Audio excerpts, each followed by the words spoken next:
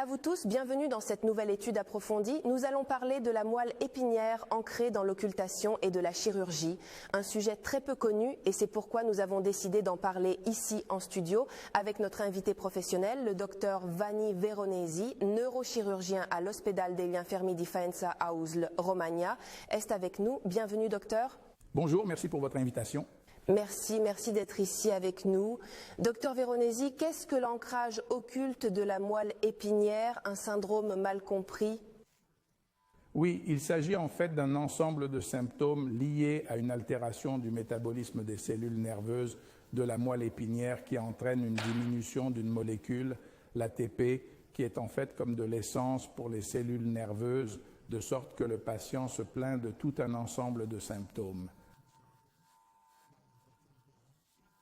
pour lesquels le diagnostic est, en bref, purement clinique, mais vous devez faire la différence, non pas à cause des symptômes, mais parce que la moelle épinière ancrée et la moelle épinière ancrée occulte sont deux entités différentes d'un point de vue nosologique, mais du point de vue des symptômes, elles sont identiques, mais avec l'IRM lombaire standard, nous ne pouvons voir que la moelle épinière ancrée. Et la moelle épinière est plus basse que d'habitude. Dans le cas d'une moelle épinière ancrée à l'extérieur, l'IRM est taux normal. Mais nous verrons plus loin quels examens instrumentaux peuvent être utilisés. Il s'agit donc d'une maladie rare dont le diagnostic n'est pas simple du tout. Ce n'est pas simple. La maladie est rare. Maintenant, si nous voulons préciser, nous avons une diapositive qui montre juste dans les bases de données, dans une étude de 2020, que la moelle épinière ancrée est présente dans certaines bases de données. Si nous pouvons voir la diapositive suivante, alors que la moelle épinière à ancrage occulte n'est pas répertoriée dans les bases de données sur les maladies rares, il s'agit d'une maladie qui a été décrite pour la première fois il y a relativement peu de temps, en l'occurrence en 1990.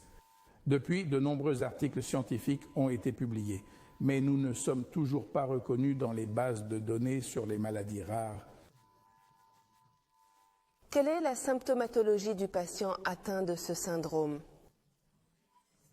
Les symptômes les plus fréquents sont les douleurs lombaires, les symptômes des membres inférieurs qui peuvent être des douleurs et ou des picotements, et parfois aussi des troubles qui affectent le contrôle du sphincter urinaire et fécal, le plus souvent en affectant le sphincter urinaire. Pour cela, il existe une diapositive qui est la suivante, parfaite. Nous y voyons que pour le diagnostic, nous disposons essentiellement d'une évaluation des symptômes, d'un examen neurologique et de certains tests spécifiques de traction de la moelle épinière. La moelle épinière devient d'abord un cône médulaire, puis se poursuit par le phylum terminal intradural qui ressemble à une queue de rat, qui n'est pas une structure nerveuse, mais un tissu fibreux qui s'attache au coccyx avec sa partie extradurale. Ainsi, en cas de tension, les mouvements de la colonne vertébrale entraînent une traction sur la moelle épinière et provoquent les symptômes. C'est pourquoi des tests spéciaux de traction de la moelle épinière sont effectués. Comme vous le voyez, le support instrumental du syndrome de la moelle épinière ancrée est l'IRM lombaire standard qui permet de détecter une position anormale plus caudale du cône spinal. Pour la moelle épinière ancrée dans l'occultation, nous disposons depuis 2013 de travaux scientifiques réalisés par des collègues de l'Université d'Hiroshima, toujours par IRM, mais avec le patient en position couchée, qui est utilisé pour étayer le diagnostic, qui est dans tous les cas un diagnostic clinique. Cependant, il peut y avoir des faux positifs et des faux négatifs, comme pour tous les examens instrumentaux. Les symptômes de ce syndrome ne sont pas spécifiques et peuvent donc être présents dans d'autres pathologies. Il est donc nécessaire d'obtenir le plus d'informations possible afin d'établir un diagnostic aussi correct que possible. Et nous disions, docteur Veronesi, un syndrome mal compris par la communauté médicale, mais pourquoi ? Parce que les informations sur cette pathologie sont vraiment minimes.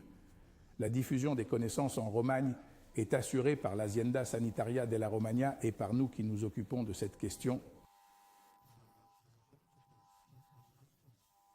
Les patients qui sortent de l'hôpital s'adressent ensuite aux médecins généralistes et acquièrent ainsi ces compétences.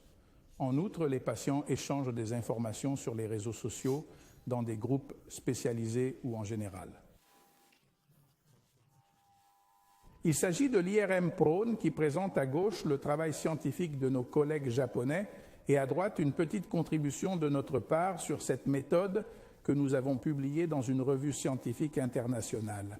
Mais si nous continuons, il s'agit des symptômes des membres inférieurs que nous avons mentionnés et de l'altération du contrôle du sphincter urinaire ou fécal. Il est évident qu'il faut d'abord exclure les pathologies les plus fréquentes. À la limite, si tout est négatif, nous pouvons nous concentrer sur la recherche de cette maladie rare et mal comprise. Mais dans la première description, en 1990, de ce syndrome concernait des enfants dont l'IRM était normal et qui ne présentaient que des troubles urinaires. Et il n'est donc pas nécessaire que ces trois groupes de symptômes soient présents en même temps. En 1990, la technique chirurgicale classique a été appliquée sous anesthésie générale, incision de la peau, ouverture de la musculature, ablation d'une partie de la vertèbre, ouverture des méninges. À l'intérieur se trouve ce que l'on appelle la cauda equina, qui ressemble à une queue de cheval, mais ce sont des fils nerveux, et à l'intérieur se trouve le filum terminal. Il suffit donc de couper le filum terminal pour éviter les lésions neurologiques. Toutes les complications possibles sont également liées au caractère invasif de l'approche. Nous parlerons plus tard de la chirurgie mini-invasive, qui est un tout autre type de chirurgie. En fait, vos patients, Dr Veronesi, sont opérés à l'aide d'une technique chirurgicale mini-invasive, manifestement innovante. Parlez-nous-en un peu, entrons dans les détails. Ainsi, au lieu d'aller à l'intérieur des méninges, ouvrir les méninges et trouver le filum terminal intradural, appelé ainsi parce qu'il se trouve à l'intérieur des méninges, nous allons à ce niveau où il y a cette membrane que nous enlevons pour ne pas enlever un seul millimètre de tissu osseux. Nous utilisons le microscope opératoire, comme nous pouvons le voir dans le petit film que je vous montre, et nous disséquons le filum terminal extradural sous anesthésie locale. Nous avons également l'interprète dans la salle d'opération. L'opération dure 25 minutes. Au bout d'une heure, le patient est sur pied et peut marcher. Le lendemain, il sort de l'hôpital. Alors, comment se déroule l'opération? Les douleurs sont minimes, liées à la moindre coupure dans la plaie. Ici, nous n'avons pas de structures nerveuses qui sont celles indiquées ici en jaune. Il n'y a donc pas de dommages neurologiques possibles. La seule complication est une coupure cutanée qui peut s'infecter, comme toutes les coupures cutanées. Mais nous appliquons une prophylaxie antibiotique en salle d'opération. 3 ou 4 patients sur près de 400 que nous avons opérés ont eu ce problème et tout a été résolu avec une antibiothérapie par voie orale. Il n'y a pas de comparaison possible avec les complications possibles dues au fait que si je pénètre dans les méninges, je peux avoir une fistule de la liqueur et une infection des méninges, ce qui est tout à fait différent de l'approche classique. Parlons donc des avantages de cette technique chirurgicale, docteur. Souvent, la symptomatologie subjective est celle du patient qui, lors du suivi, nous dit comment il va, mais il y a des patients, heureusement peu nombreux, qui présentent même des symptômes de douleur invalidante et dont la démarche est altérée par une boiterie. Et dans ce cas, nous avons un autre film dans lequel un patient est examiné avant l'intervention chirurgicale. Les symptômes sont apparus à la suite d'une chute, le filum terminal étant attaché au coccyx et à la moelle épinière lors de la chute. Une traction peut déclencher les symptômes. Ce garçon a été évalué en raison d'une suspicion de problèmes psychologiques car les examens n'ont rien révélé. Sur le film post-opératoire, on peut voir quelques heures après l'opération comment le patient reprend une marche normale. Cela explique le potentiel de cette technique chirurgicale mini-invasive qui est sans aucun doute une technique de pointe dans le domaine de la chirurgie de la colonne vertébrale. Votre protocole de diagnostic chirurgical a été décrit pour la première fois dans la littérature médicale scientifique internationale, ce qui est une grande satisfaction.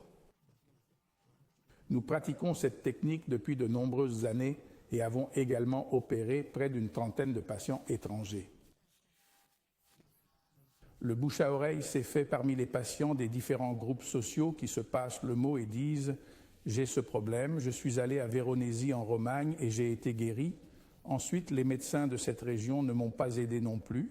Imaginez que j'ai contacté des médecins en Europe, en Amérique. Nous avons même opéré le premier patient africain.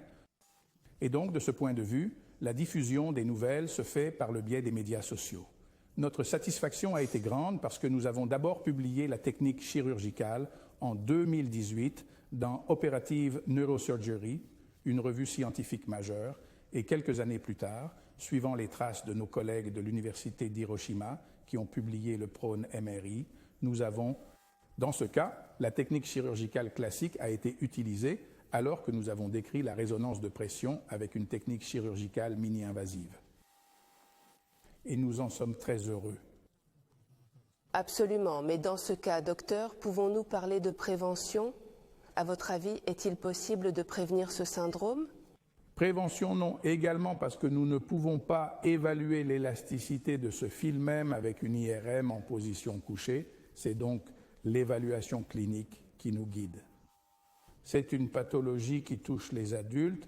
Elle s'explique par le fait qu'avec les années, les disques intervertébraux se déshydratent normalement et diminuent de hauteur. Il diminue de hauteur, donc s'il est aussi moins élastique, il ne me donne pas de traction sur la moelle épinière et donc je n'ai pas les symptômes. Comment voyez-vous l'avenir de la recherche dans ce domaine, Dr Veronesi? La priorité est maintenant de diffuser cette information. Ici, en Romagne, nous avons un avantage pour aider ces patients car nous nous occupons de ce syndrome et le traitons. Il y a la nouvelle du mois de septembre de cette année 2023 qui vient d'Amérique où une mère avec un petit enfant qui avait des problèmes l'a fait examiner par 17 spécialistes et n'a pas obtenu de diagnostic. Incroyable. Il a cependant utilisé l'intelligence artificielle et un chapitre s'ouvre ici sur les avantages, les limites et les risques de son utilisation en médecine.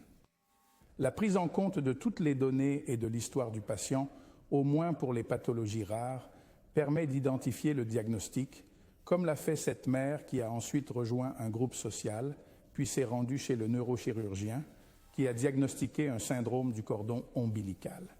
Ouvrons la parenthèse de l'intelligence artificielle. Quel est votre point de vue sur son application à la médecine, les avantages et les inconvénients?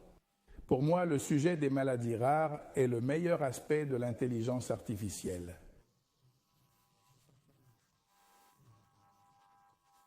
Il y a des limites que nous verrons peu à peu dans les différentes applications et il faudra aussi les réguler en fonction de la pathologie que nous devons encadrer et aider à diagnostiquer. Il y a d'autres choses qui ne changeront pas comme l'examen médical. N'oublions pas que le premier instrument du médecin, ce sont ses mains et les examens instrumentaux. Nous verrons donc ce qui se passera.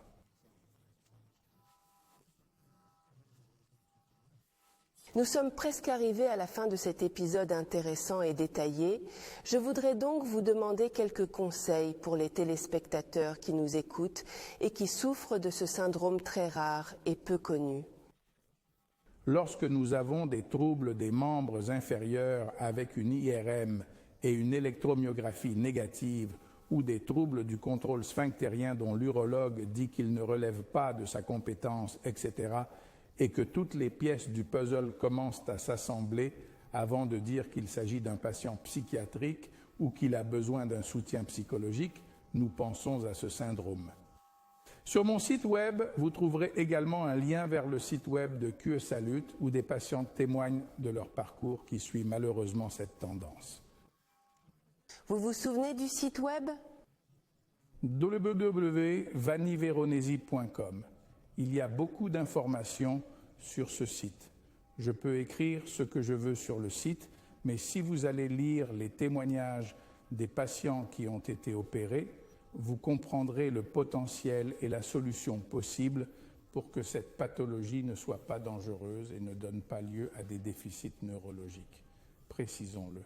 Parmi les différents groupes de symptômes avec les douleurs dorsales, les membres inférieurs et les symptômes urinaires, si l'incontinence apparaît et est présente pendant plus de 6 mois, le taux de récupération après la chirurgie est réduit. Que conseillez-vous aux téléspectateurs? S'informer aussi via mon site et voir et s'inscrire à certains groupes sociaux dédiés à cette maladie rare qui sont aussi American Tethered Cord, dignes de confiance, je recommande. Ce sont des témoignages de patients qui racontent ce qu'ils ont vécu, puis après il faut le vivre avec le médecin que l'on choisit pour chercher une solution au problème. Je vous remercie. Merci, Dr Vanni Veronesi, d'être intervenu avec des informations utiles sur un sujet qui est en fait peu connu. Je vous donne rendez-vous dans le studio pour aborder d'autres sujets liés à la médecine et aux soins de santé dans notre région. Merci au Dr Vanni Veronesi, neurochirurgien de l'Ospedale degli Infermi de Faenza, Azienda Sanitaria della Romagna, et merci à tous pour votre attention lors du prochain rendez-vous. Au revoir.